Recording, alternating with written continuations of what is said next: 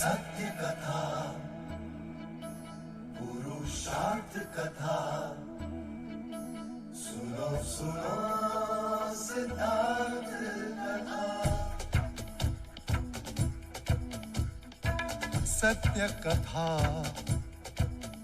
पुरुषार्थ कथा, सुनो सुनो सिद्धार्थ कथा। चढ़ते सूरज सा तेजवान वो कीर्तिमान, हुंकार भरे जब कूच करे, थर थर कांपे आसमान। वो राजपुत्र वो शूरवीर, पर्वत को भेद दे उसके तीर, शांति का स्रोत करुणा की धार, निर्झर झरे मन से अपार। वो राजपुत्र वो शूरवीर, पर्वत को भेद दे उसके तीर, है शाक्य वंश का वो तारा, जगमग है जिससे जग सारा। सत्य कथा, पुरुषार्थ कथा, सुनो सुनो सिद्धार्थ कथा।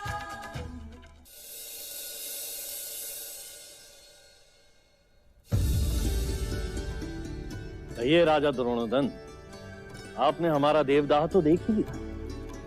अब बताइए कि क्यों शाक्यों की राजधानी मानने से उसे विरोध किया जा रहा है? किस बात में कम है हमारा देवदाह आपके कपिलवस्तु से? भाग्य में, भाग्य की कमी। अर्थात आप हमारे देवदत्त के भाग्य को ही ले लीजिए। आयु में सिद्धार्थ से बड़ा है, शिक्षित है, शूरवीर है, परंतु भाग्य से युवराज का पद तो सिद्धार्थ को ही मिला। क्या मैं अंदर आ सकती हूँ? आओ यशोधरा, आओ। ये सारे पकवान मैंने स्वयं अपने हाथों से बनाए हैं मजले मामा। उत्तम। महाराज, आपने यशोधरा को क्षमा करके हमारे हृदय का भार हल्का कर दिया। और बताइए, महाराज शुद्धोदन के पुत्र का परीक्षा में प्रदर्शन कैसा रहा? षड्यंत्र रच के विजयी हुए हैं युवराज। वैसे परीक्षा के पश्चात उन्होंने स्वयं को पूरे कपिलवस्तु के सामने डरपोक और रणछोड़ प्रमाणित कर दिया। वो कैसे? चीते का आखेट छोड़कर जंगल से बच्चे को उठाकर ले गए। वो तो हमारा देवदत्त था जिसने चीते का सर काटकर महाराज के चरणों में अर्पण कर दिया। फिर तो ये बात शाक्य कुल में फैला देनी चाहिए कि उनका होने वाला सम्राट डरपोक है। सिद्धार्थ की जगह देवदत्त को ही सम्राट बनाया जाए, क्यों? क्षमा करें मजले मामा, पर अब अर्ध सत्य कह रहे हैं। क्या सिद्धार्थ ने एक बच्चे के प्राण नहीं बचाए? क्या सिद्धार्थ ने सारी परीक्षा प्रथम रहकर उत्तीर्ण नहीं की? आपको विश्वास नहीं होगा, परंतु सिद्धार्थ को कपिलवस्तु की प्रजा अपने हृदय में बसाती है। तारे की चमक को कोई लाख मिटाने का प्रयत्न करे, पर तारा चमकता ही है मजले मामा।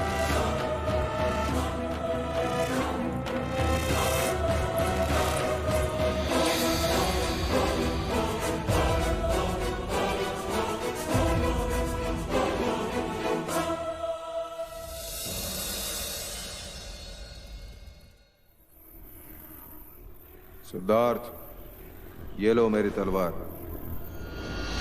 मेरी इच्छा है मैं जब भी तुम्हें देखूं एक क्षत्रिय की तरह अपने शस्त्र के साथ देखूं। इसका भार मैं नहीं उठा सकता। सिद्धार्थ की आचार्य कौंडिन्य के साथ घनिष्ठता बढ़ रही है। ये उन्हीं की संगत और शिक्षा का परिणाम है कि सिद्धार्थ ध्यान की तरफ आकर्षित हो रहे हैं।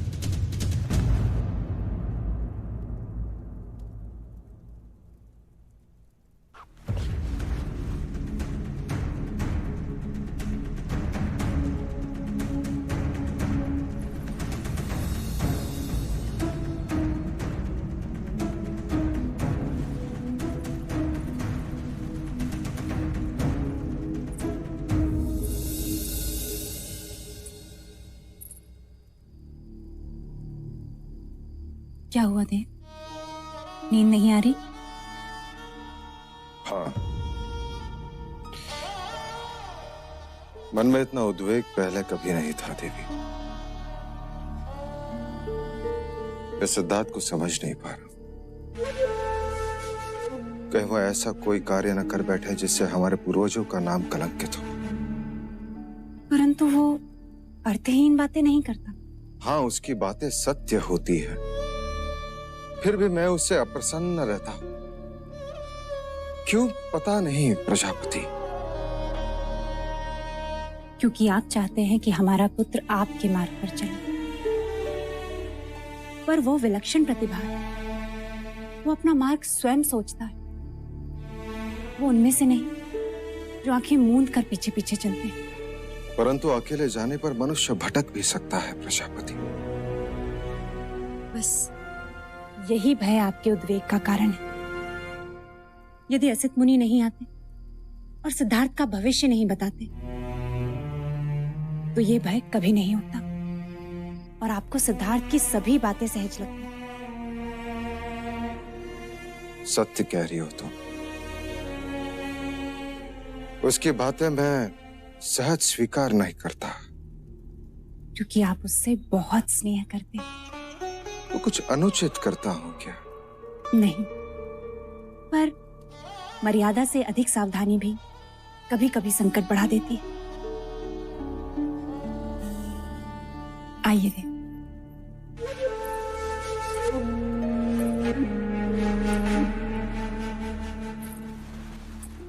अब आप सो जाइए देव। देव, नींद से बड़ा मित्र नहीं और उद्वेग से बड़ा शत्रु नहीं। कुछ बातें ईश्वर पर भी छोड़ देनी चाहिए, वो सब ठीक करेगा। आइए।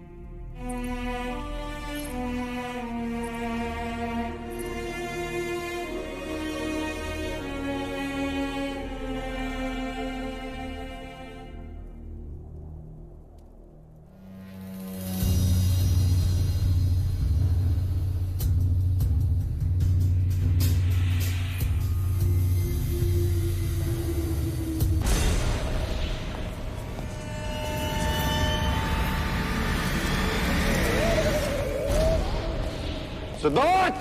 सिद्धार्थ!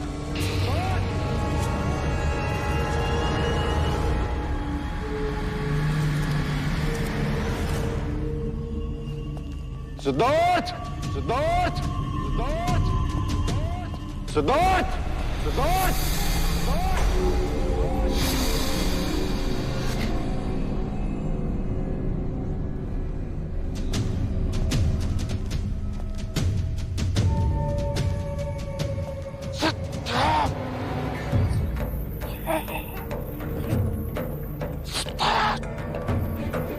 तेरा पुत्र सन्यासी बने, सन्यासी बने।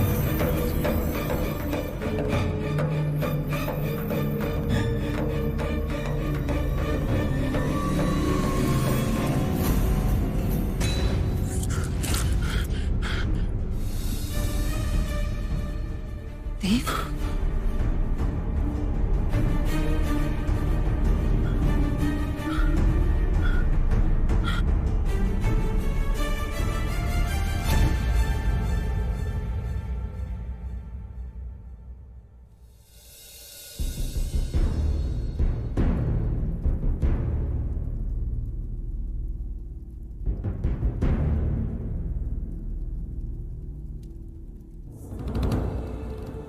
महाराज,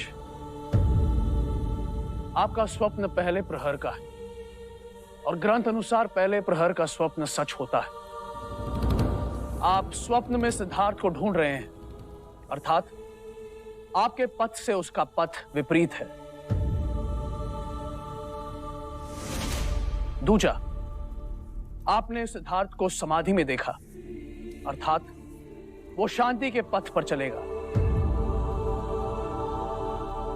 शरीर पर मिट्टी और पौधे, अर्थात उसने समाधि कई दिनों से लगाई होगी। उसने गेरुए रंग के कपड़े पहने हैं, अर्थात उसकी विचारधारा मुनि और योगी की भांति हो। आचार्य कौंडिन्य,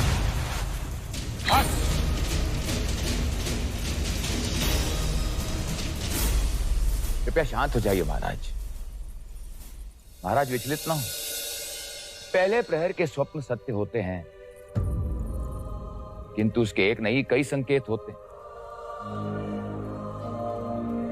स्वप्न का आकलन व्यक्ति विशेष पर निर्भर करता है। स्वप्न में आप उन्हें खोज रहे थे, इसका अर्थ यह है कि किसी बात पर वो आपसे कहीं आगे निकल जाएंगे। स्वप्न में आपने उन्हें समाधि में पाया, इसका अर्थ यह है कि युवराज का संकल्प दृढ़ है, जो वो ठानेंगे वो करके रहेंगे।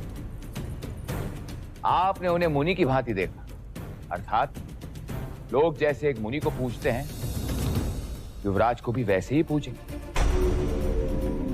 महाराज, हम सब जानते हैं कि युवराज की जन्म कुंडली में कई सिद्ध योग हैं, और जिस राजा का संकल्प दृढ़ होता है वही चक्रवर्ती होता है।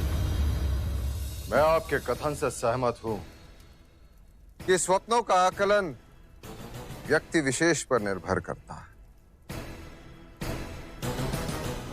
आचार्य कौंडिन्य,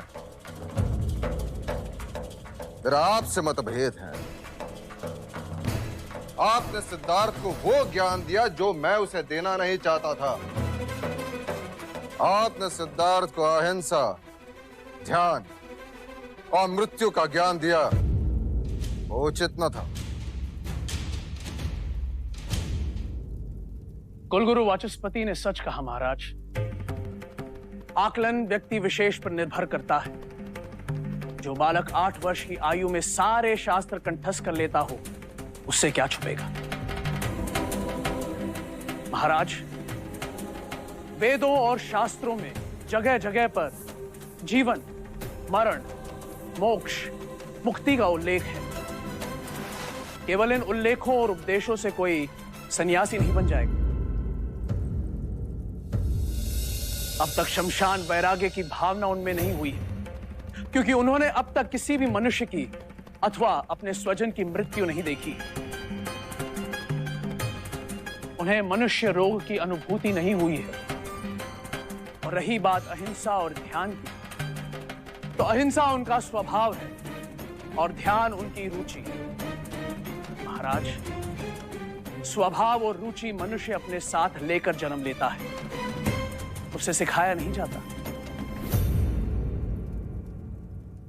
एक पक्षी की पीड़ा अथवा एक जीव की मृत्यु देखकर जो बालक बेहाल हो जाता है, मनुष्य के दुख उसके लिए अमूल्य होंगे।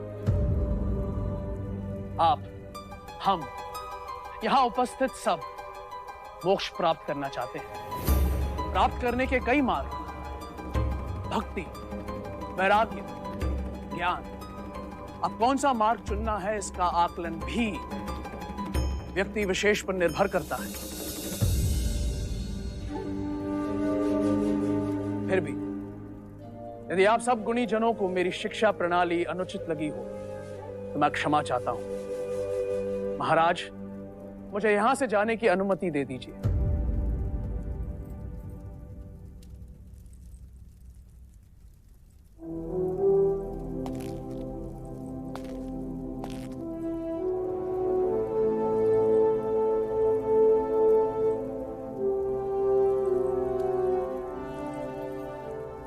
आचार्य कौंडिन्य, कृपा करके दक्षिणा स्वीकार कर।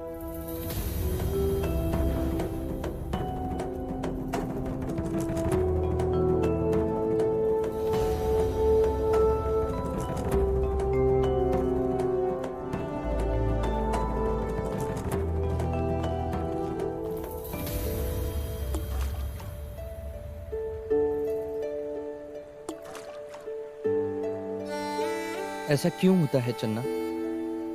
जब मनुष्य के जीवन में कोई साथ आता है तो उसे खुशी होती है, और जब छोड़कर चला जाता है तो ग्लानि। देवी गोपा के जाने का दुख है आपको?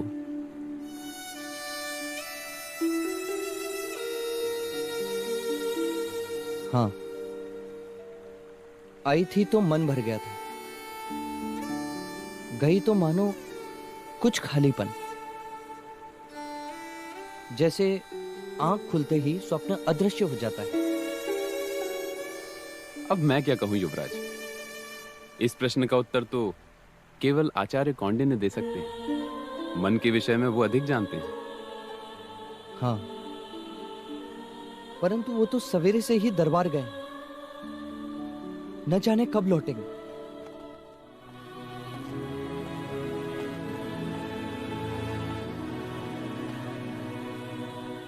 कुलगुरु, मैं ये दक्षिणा स्वीकार नहीं कर सकता। क्यों आचार्य? क्योंकि युवराज को दी गई मेरी शिक्षा महाराज को उचित नहीं लगी। आप उचित अनुचित को भूल जाइए आचार्य। कृपया आप इस दक्षिणा को स्वीकार कीजिए। नहीं, मैं अपनी शिक्षा के प्रतिफल में दक्षिणा लेता हूं। केवल एक ब्राह्मण होने के नाते आश्रित होकर भिक्षा नहीं मांगता। क्या आप मुझ पर आक्षेप कर रहे हैं आचार्य कौंडिन्य? क्या आपने महाराज को प्रसन्न करने के लिए असत्य नहीं कहा? नहीं आचार्य, मैं इस राज्य का कुलगुरु हूं। मेरा कर्तव्य यह है कि मैं राजा के प्रति, इस राज्य के प्रति निष्ठावान रहूं, कि कहीं उनका विश्वास खंडित ना हो जाए। वो चिंता मुक्त रहें कि वो अपनी प्रजा का अच्छा पालन कर सके। क्या आपको ज्ञात नहीं कि असित मुनि के एक कथन से पूरी की पूरी एक पीढ़ी को कपिलवस्तु से निकाल दिया गया था? और आपका भी इस राज्य के प्रति यही कर्तव्य था आचार्य कौंडिन्य कि आप युवराज को क्षत्रियता का पाठ पढ़ाते, आखिर एक सन्यासी का। कुलगुरु, आत्मा भाग्य को साथ लेकर आती है। आपके अथवा मेरे कहने से कोई सन्यासी नहीं बन जाता।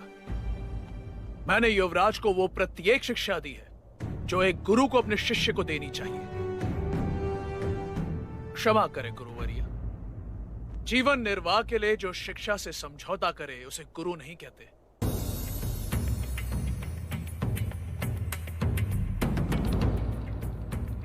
पर महर्षि वाल्मीकि और सांदीपनि की तरह मुझे भी इस बात का सदैव अभिमान रहेगा कि कुछ वर्ष मैंने आने वाले युग के युग पुरुष के सानिध्य में बिताए और वो मेरा शिष्य था।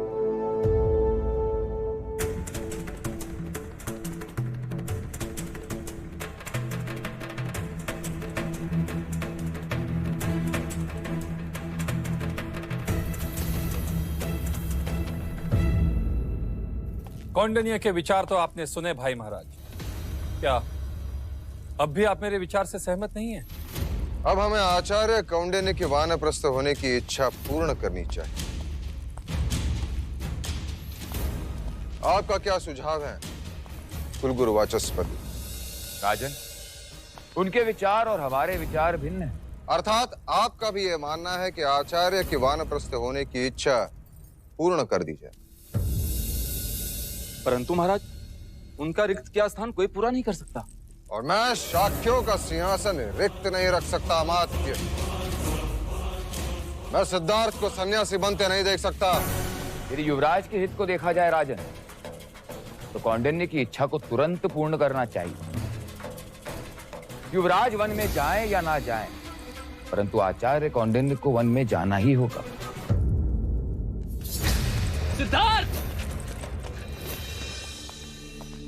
सच कहते थे आचार्य कौंडिन्य।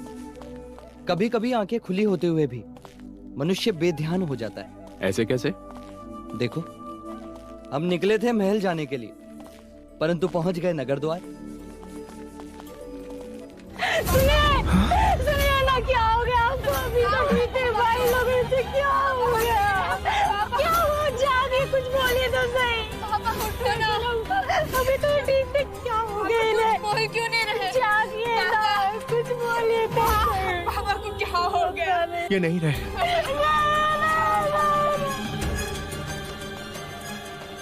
किराक और मृत्यु का कोई भरोसा नहीं, कब द्वार पर आ जाए।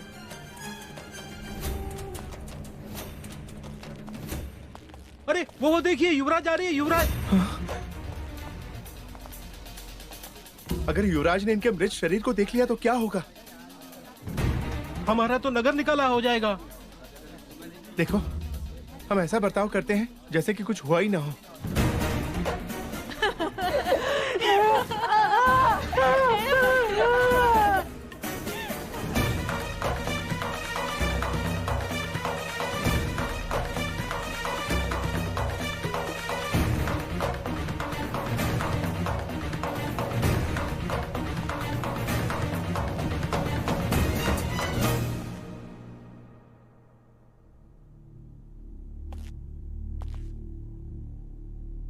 क्या हुआ?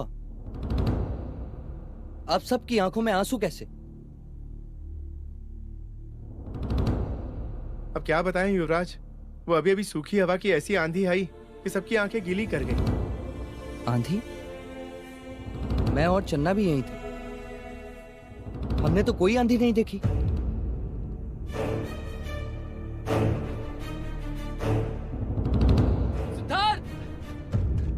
सिद्धार्थ, क्या हुआ? क्यों सांसों से तेज दौड़ रहे हो? इतने भयभीत क्यों हो? आचार्य कौंडिन्य कपिल वस्तु के गुरुकुल को छोड़कर हमेशा के लिए जा रहे हैं।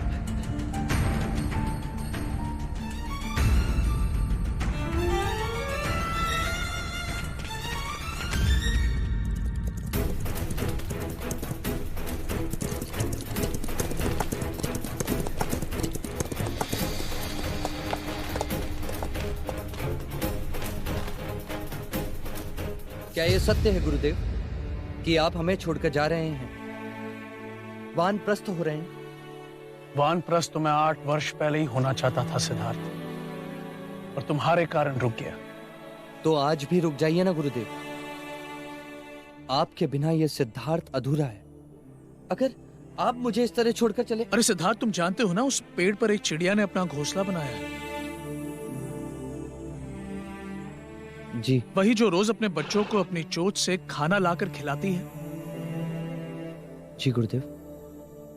आज उस चिड़िया ने अपने उन बच्चों को घोंसले से धक्का दे दिया है। क्यों? प्रश्न तो मैंने भी अपने आप से किया था, क्यों? तभी मुझे प्रकृति के भेद का पता चला। धरती पर गिरने से पहले उस चिड़िया के उन बच्चों ने अपने पंख फड़फड़ाए और देखते ही देखते वो उड़ने लगे। परंतु गुरुदेव, मुझे पंख फैलाने नहीं आते। मुझे जाना होगा सिद्धार्थ, मेरा कर्तव्य पूरा हुआ। मैंने अपना संपूर्ण ज्ञान तुम्हें दे दिया है। अब संन्यास आश्रम का समय आ गया है, और संन्यास आश्रम का मार्ग वानप्रस्थान से ही है। शास्त्रों में 4 आश्रम का ज्ञान दिया है, और हर एक आश्रम का अपना एक महत्व है। परंतु गुरुदेव, मेरी शिक्षा तो अभी अधूरी है। आपने मुझे वानप्रस्थ और संन्यास आश्रम का ज्ञान तो दिया ही नहीं। आचार्य कौंडिन्य, मेरा आपसे मतभेद है। आपने सिद्धार्थ को अहिंसा, ध्यान और मृत्यु का ज्ञान दिया, वो उचित न था। कुछ बातें समझाई नहीं जाती सिद्धार्थ, समय के साथ साथ समझ में आती है। राग, द्वेष, मोह, माया, वासनाओं के बंधनों में बंधोगे तभी उसे छोड़ने का ज्ञान होगा। जिसका अनुभव नहीं, उसकी बातें भी निरर्थक हैं। जैसे फल को पेड़ से तभी उतारा जाता है जब वो पूरी तरह पक जाए, वैसे ही वानप्रस्थ और संन्यास आश्रम का ज्ञान तुम्हें गृहस्थ आश्रम के पश्चात ही होगा। परंतु गृहस्थ आश्रम के पूर्ण होने के पश्चात मैं आपको कहां ढूंढूंगा?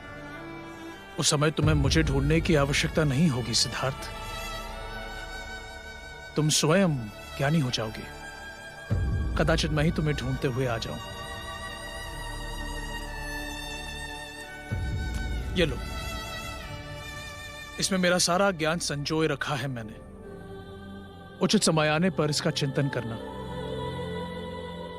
तुम्हारे कुछ प्रश्नों के उत्तर तुम्हें अवश्य मिल जाएंगे।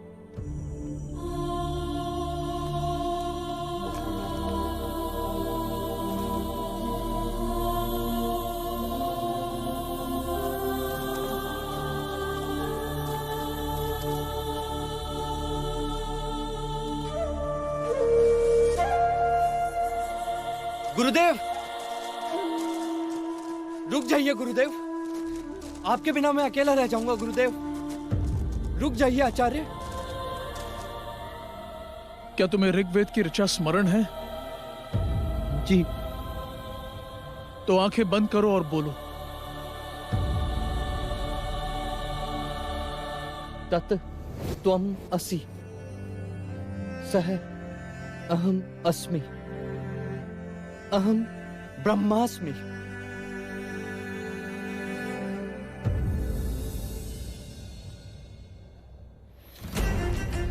गुरुदेव!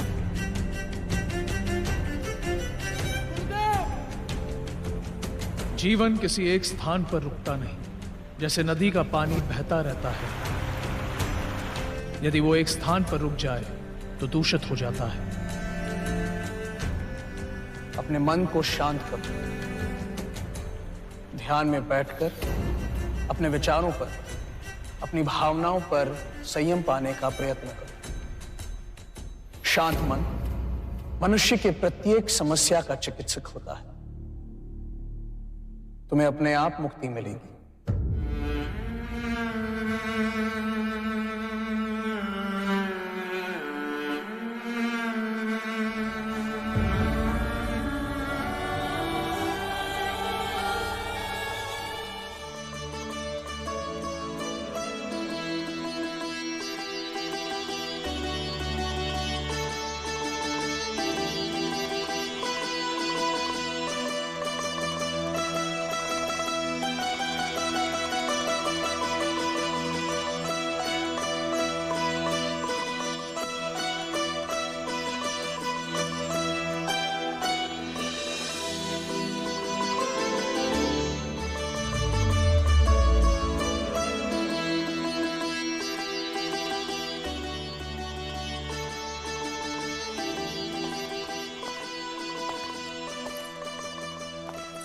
क्षमा कीजिएगा महाराज, किन विचारों में खोए हैं आप? नृत्य में भी आपका ध्यान नहीं है?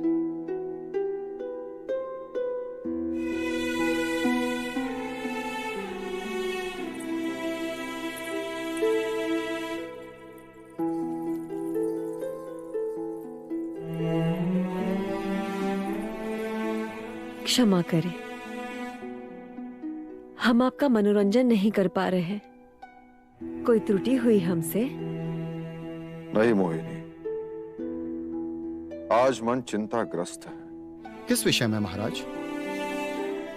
असित मुनि की भविष्यवाणी तुम भली भांति जानते हो उदया, और युवराज की रुचि ध्यान की ओर बढ़ती जा रही। क्षमा करें, किंतु युवराज की सेवा करने का अवसर आपने हमें नहीं दिया। जब काम बाण चलता है ना महाराज,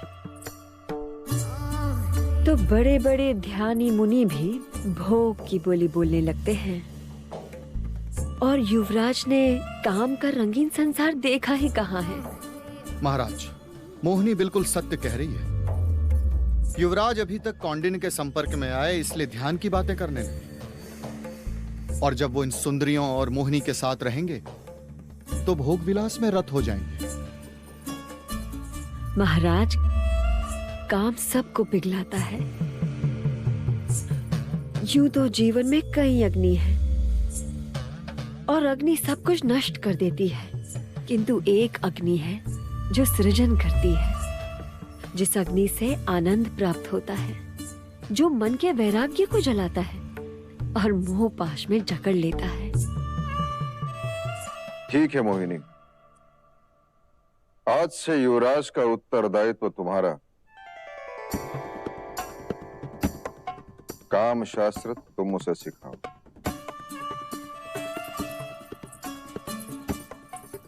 महाराज, इस काम वासना से आज तक कोई नहीं छूटा है। युवराज को काम शास्त्र का पाठ हम पढ़ाएंगे। और हाँ महाराज, शिरच्छेद कर दीजिएगा हमारा, यदि युवराज कामारूढ़ ना हो जाएं तो।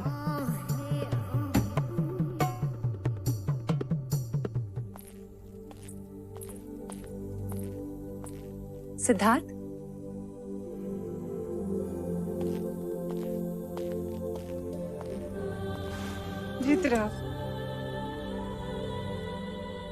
किन विचारों में डूबे? माँ, मेरे मन में बार बार एक ही प्रश्न उठ रहा है। यदि मुझसे कोई अपराध हुआ है तो मुझे दंड दें। आचार्य कौंडिन्य को पद से हटाने की क्या आवश्यकता थी? क्योंकि वह स्वयं एकांत चाहते थे, वानप्रस्थ होना चाहते थे। उन्हें तो अपनी इच्छा से एकांत मिल गया और मुझे अकेलापन। आचार्य कौंडिन्य मेरे हर प्रश्न का उत्तर थे, मेरी जिज्ञासा का प्रत्युत्तर थे। अब मैं किससे प्रश्न करूंगा और किससे उत्तर पाऊंगा? ईश्वर से। ईश्वर जो स्वयं एक प्रश्न है, वो प्रश्न के उत्तर क्या देगा? जो ईश्वर बोलता नहीं, जो ईश्वर देखता नहीं, वो ईश्वर जिसका कोई ठिकाना नहीं। नहीं सिद्धार्थ, बल्कि यूं कहो कि सारी सृष्टि उसका ठिकाना है।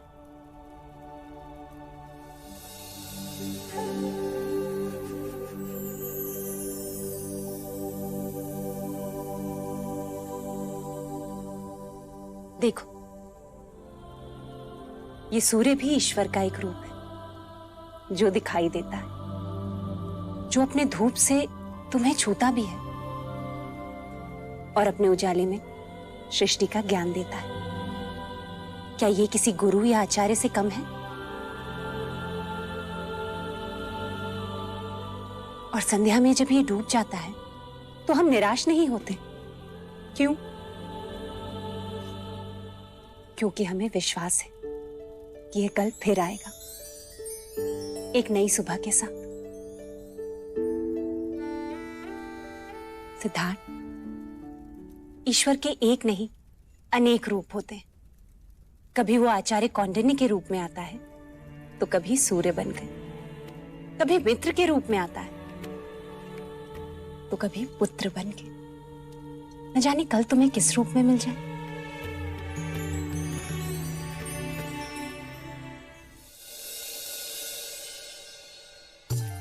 आइए महामंत्री जी, स्वागत है आपका।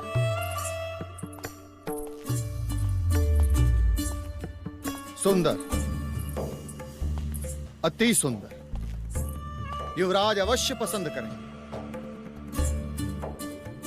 देवियों, आज तक केवल क्षत्रिय अपनी मातृभूमि के लिए युद्ध करते आए हैं। अपने तलवार के बल पर शत्रुओं पर विजय प्राप्त करते आए हैं। परंतु इस बार यह कार्य आप लोगों को करना है। तलवार तो हम उठा नहीं सकते, हम तो बस पलकें उठा सकते हैं। तलवार से अधिक बेधक शस्त्र हैं आपके पास।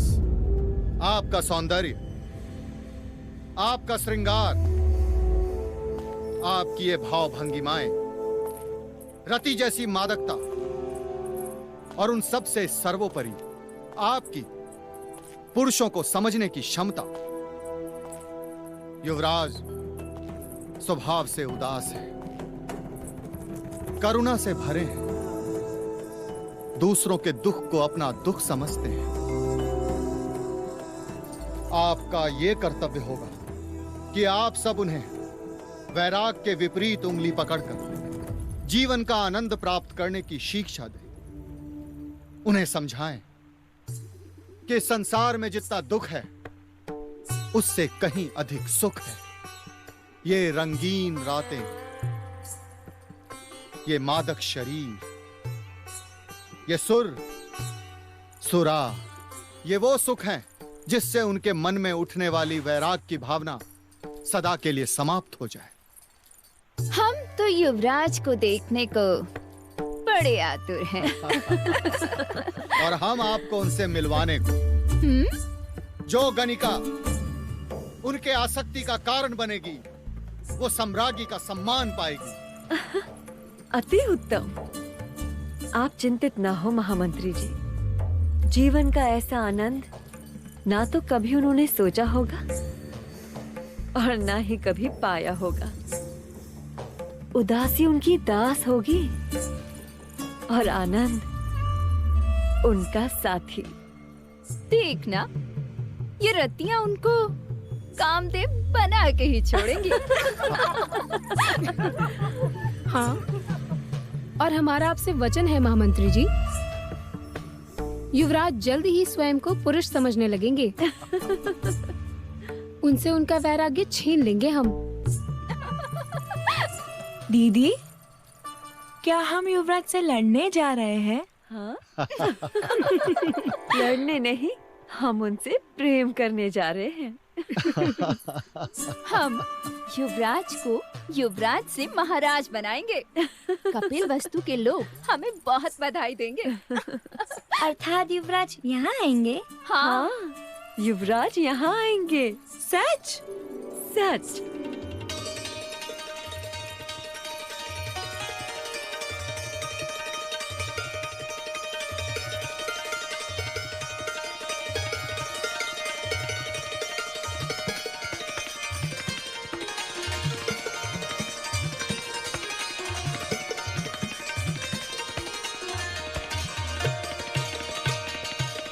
उत्तम, अति उत्तम। संगीत और श्रृंगार युवराज को वैराग्य से वापस ले आए। बस महाराज, आप निश्चिंत रहे, युवराज सिद्धार्थ बहुत जल्द अपना वैराग्य खो देंगे। अनुज,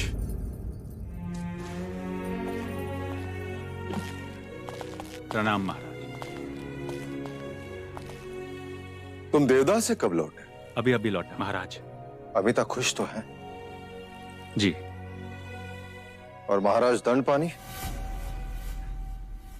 सदा की भांति बात तो मिश्रे की ही कर रहे थे, परंतु ईर्ष्या की गंध तो आ ही रही थी। आपसे और युवराज सिद्धार्थ से बड़ी ईर्ष्या करते हैं हम। महाराज, बोलो अंगद। कौशल नरेश का राजदूत आया है, महाराज से मिलने की अनुमति चाहता है। कौशल? जी महाराज। महाकौशल का राजदूत? क्यों? उसे कहो कि हम राज्यसभा में मिलेंगे। जो आज्ञा महाराज। कपिल वस्तु के शाक्य नरेश, महाराज शुद्धोदन, मैं आपको अपने पुत्र युवराज प्रसन्नजीत के राज्याभिषेक के अवसर पर श्रावस्ती पधारने का आमंत्रण देता हूं। आपकी उपस्थिति युवराज का सद्भाग्य होगा और मेरा बहुमान। मोहर कौशल नरेश, महाराज महाकौशल।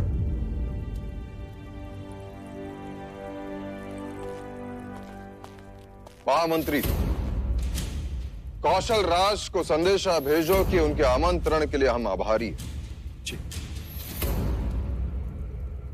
पुत्र का राज्याभिषेक हर पिता के जीवन के लिए सौभाग्य होता है। हम अवश्य पधारेंगे। महामंत्री, राजदूत को उनका सम्मान दिया जाए। जो आज्ञा महाराज।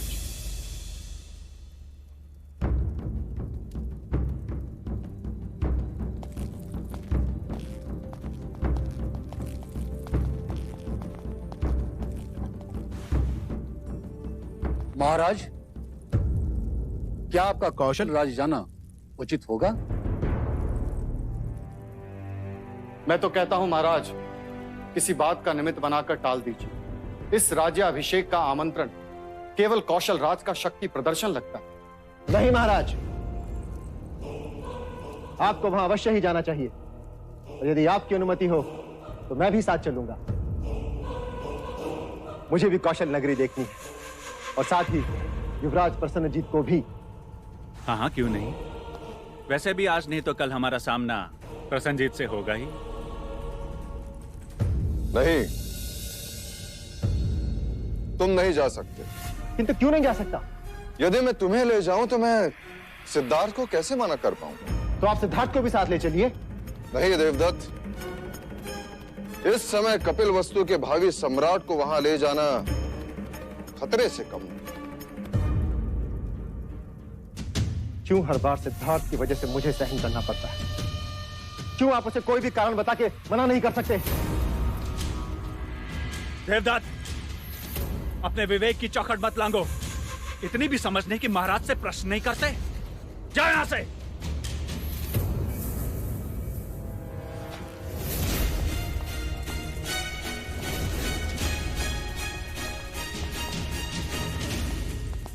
महाराज, देवदत्त की ओर से मैं क्षमा मांगता हूं। मैं उसे समझा दूंगा।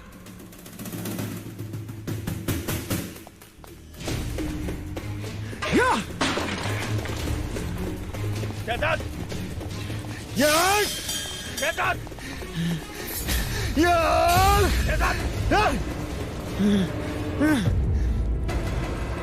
क्रोध में चीजों को नष्ट करने का स्वभाव तुम्हें तुम्हारी मां से मिला है। मां से कुछ तो मिला, पिता से तो कुछ भी नहीं।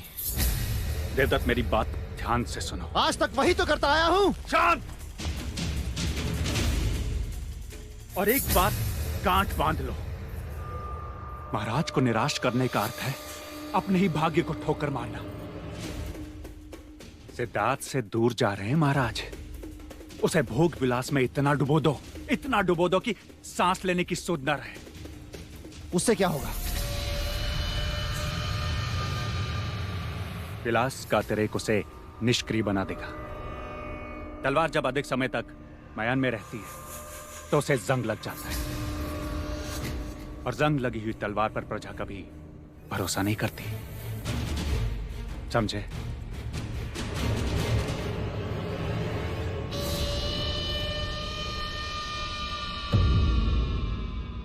सत्य कथा, पुरुषार्थ कथा, सुनो सुनो सिद्धार्थ कथा।